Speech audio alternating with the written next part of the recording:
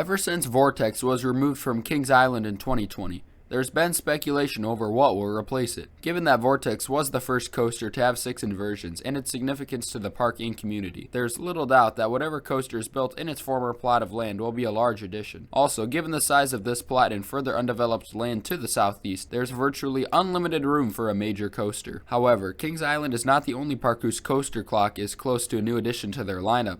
In this video, we will discuss the possibilities of a new addition for either Kings Island or Canada's Wonderland. In 2019, Carowinds added Copperhead Strike, a Mack multi-launch coaster that is the only major Mack coaster in the chain. And with 2 of the biggest parks in the chain needing another launch coaster, this is the perfect coaster to add. Cedar Fair's relationship with Mack goes back to the 1960s when Cedar Fair added the Wild Mouse coaster, Broadway Trip. The ride would operate at the park for less than a year before being sent back to Mack for refurbishment. The coaster would bounce around at different parks until finally settling at Casino Pier, where it would operate from 1986 to 2003. The next addition from Mack would be a powered mine train and would go to Canada's Wonderland. Thunder Run still operates at the park. All of the additions from Mack would be family coasters until 2019 when Carowinds added Copperhead Strike, which would be Mack's first major addition at a Cedar Fair park.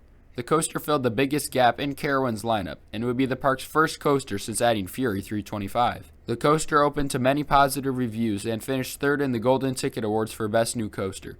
The attraction features a solid mix of about every kind of force and has a good layout. It's never really had reliability issues, and there has been only one minor incident, which resulted in a hand injury. Kings Island also has the same gap in its lineup that Carowinds did.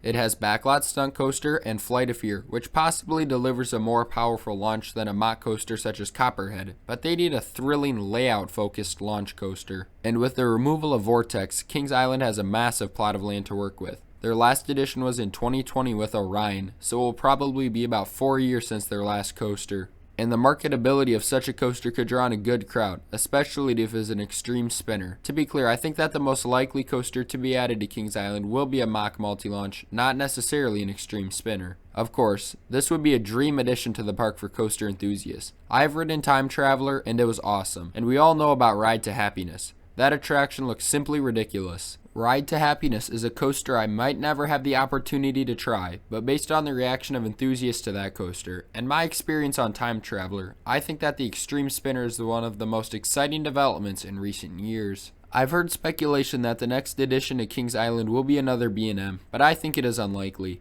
Cedar Fair has added 3 massive B&Ms in Diamondback, Banshee, and Orion to the park since acquiring it, so I think they will look elsewhere. And beyond the Extreme Spinner, Mack has had success with Blue Fire at Europa Park, DC Rivals Hypercoaster, and in China with Flash and Beyond the Cloud, showing that they can build reliable coasters with solid layouts. Although Macks usually have a higher price tag, upwards of $20 million, Cedar Fair has rebounded well since COVID and has always been willing to add expensive coasters, especially to their premier parks.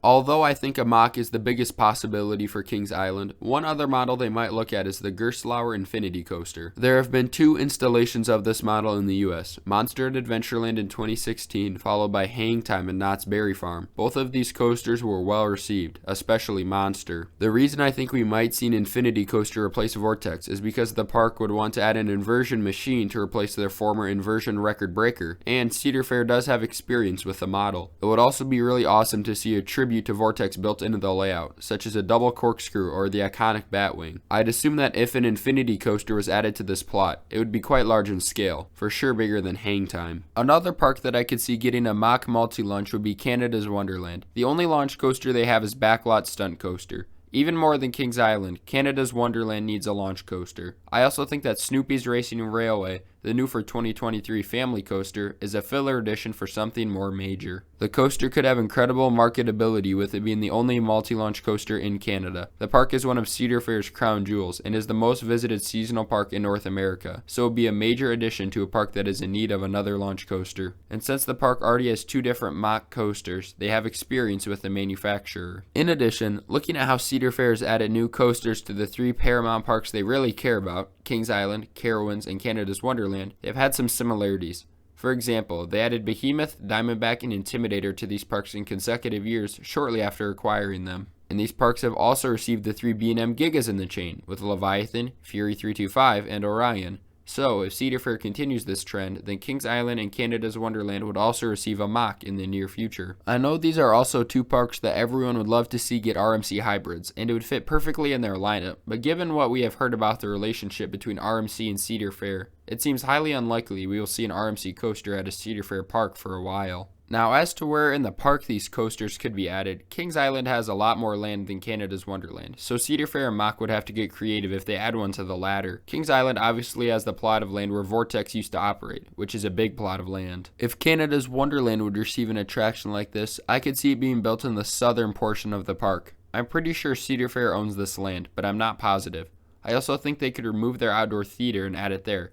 They might have to get creative with the layout because of the lack of space. It will be interesting to see what Cedar Fair looks to add in the next few years and what parks they will go to. With the news that Dorney Park is likely getting a new addition in 2024, it would make it 2 consecutive years that Cedar Fair has added a coaster to a bottom tier park. I've been saying this over and over, but I hope that Valley Fair is next. This is our home Cedar Fair park, and I feel that they really deserve a large-scale looping coaster. Their 50th anniversary is also coming up in 2026. However, that is a video for another day. Since you made it to the end of the video, please consider subscribing or at least dropping a like, as it greatly helps out the channel as we try to reach our goal of 1,000 subscribers. Thanks for watching.